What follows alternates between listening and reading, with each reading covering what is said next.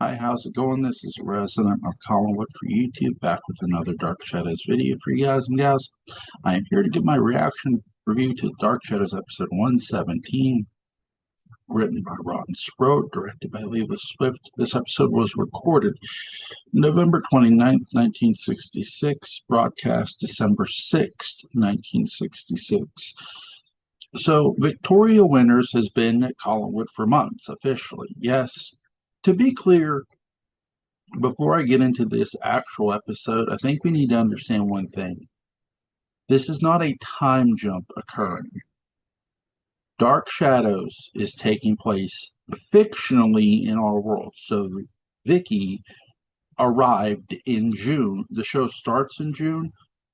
Victoria Winters arrived in June. So when she says she's been here for months, she's been here for months.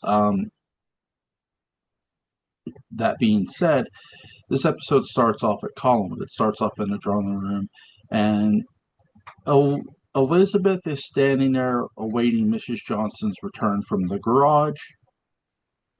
By the way, in the end of the last episode, Mrs. Johnson went toward the garage to see if Carolyn's car was gone, because Mrs. Johnson has suggested that Vicky and Carolyn are together and that Carolyn gave her a ride to Bangor. Now, there's a hitch to this. I'm going to get into this episode that connects to the previous episode here in a moment. So Mrs. Johnson returns from the garage to to tell Elizabeth, yes, the Carolyn's car is indeed gone. So she suggests to Elizabeth once again, Vicky and Carolyn must be together. Now, there's some caveats to this. One, Matthew Morgan is still out there as Mrs. Johnson fumbles with the newspaper yet again. Mrs. Johnson and Liz. I do like the fact that once Joe Haskell enters the fray here, they do bring up Mrs. Johnson and Elizabeth bring up that Carolyn wanted her dress pressed. She wanted her dress to look very pretty. This is why Joe Haskell got called in the prior episodes. This, again, the Dark Shadows writers made sure to be very continuity when they were bringing, again, bringing back a character. The character was mentioned in the prior episode. Here's this character knocking on the door of Collinwood, and who is it? It's Joe Haskell. So Joe Haskell, I know I'm jumping ahead, but I'll get to the romantic scenes of the apartment here in a moment. So Joe Haskell comes to Collinwood because his landlady received a call from Mrs. Stoddard wanting to get a hold of him. And Joe informs Elizabeth, I haven't talked to Carolyn in weeks. She's not on a date with me. And he says, well, what's going on? He says, Carolyn's been missing for 2 hours, but no, it's not Carolyn I'm worried about. It's Vicky. And Joe says, Vicky? And he says, yeah, Vicky had a date in Bangor. It's going to spend a weekend with Frank Gardner in Bangor. And keep in mind, Joe Haskell, who has been kind of seeing Maggie Evans, calls down to the bus station and see if anybody saw Vicky. Well, Maggie's been on duty all day, and guess what? No, she has not seen Victoria Winters. Vicky has not been at the bus station. So they've come to find out some facts. Also, Mrs. Stoddard says to Mrs. Johnson, Vicky seems to court danger. Ain't that the truth? And she does. I mean, she's been locked in a room. She saw a ghost. I mean, this woman has nearly been run over. Things are happening to Miss Winters. Things, we'll say. Also, I'm going to get into the set designs here. This will lead me to Burke's room. You get you get the drawing room, you get the foyer. You don't get the upstairs. I want to be clear about that. So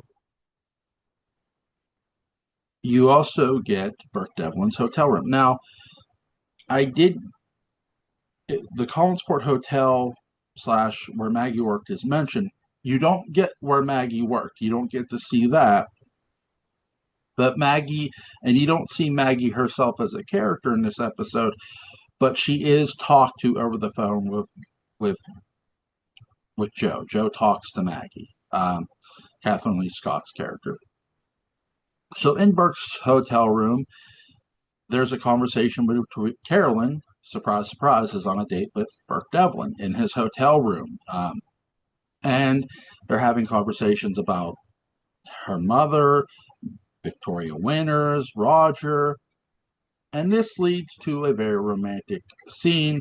The two of them kissing. As they kiss, there's a knock on the door because Joe has already agreed that he'll go look for Carolyn in order to find Miss Winters. That's really what this is. So Burke says, "Are you?" Burke looks and Carolyn says, "Are you expecting anybody?" He says, "No." He says, "Who is it?" "It's Joe Haskell."